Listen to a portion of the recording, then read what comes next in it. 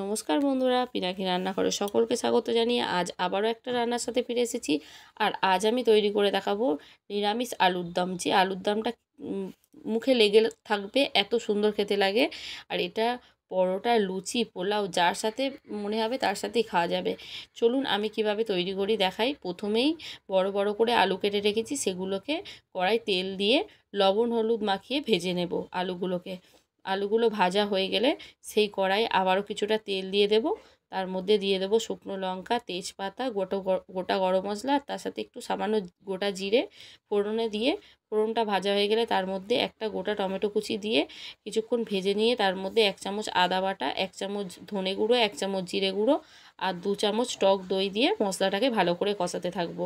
তার মধ্যেই দিয়ে দেবো লঙ্কা গুঁড়ো 2 চামচ আর 1 চামচ হলুদ গুঁড়ো। সব কিছু মশলা দিয়ে কিছুক্ষণ কষাবো। এরই মধ্যে আমি একটা পেস্ট তৈরি করব, সেটা হচ্ছে কাজু বাদাম আর চালমগজ দিয়ে একটা পেস্ট তৈরি করে নেব, যেটা কিন্তু এই আলুর দমে দিলে আলুর দমের টেস্টটা আরও বাড়িয়ে দেবে। তার জন্য এখানে আমি 1 চামচ চালমগজ আর কয়েকটা কাজু বাদাম নিয়েছি, সেটাকে মিক্সিতে পেস্ট করে নিচ্ছি সামান্য জল দিয়ে। এবার এটাকে কড়ার মধ্যে দিয়ে দিচ্ছি। সব কিছু মশলা ভালো করে মিশিয়ে নিয়ে তার মধ্যে পরিমাণ মতন লবণ আর সামান্য একটু চিনি দিয়ে আবারও কিছুক্ষণ মিশিয়ে নিয়ে তার মধ্যে দিয়ে দেব ওই ভেজে রাখা আলুগুলো।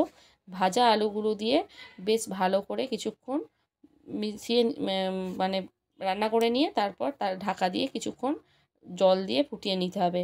নামানোর সময় গরম মশলা, ঘি আর সামান্য একটু কাসুরি মেথি দিয়ে কিছুক্ষণ ফুটিয়ে নিলেই তৈরি হয়ে যাবে এই নিরামিষ আলুর দম, যেটা দুর্দান্ত খেতে লাগে। ভিডিওটা ভালো লাগলে অবশ্যই একটা লাইক, কমেন্ট, শেয়ার করতে ভুলবেন না। আজকের মতন টাটা বন্ধুরা।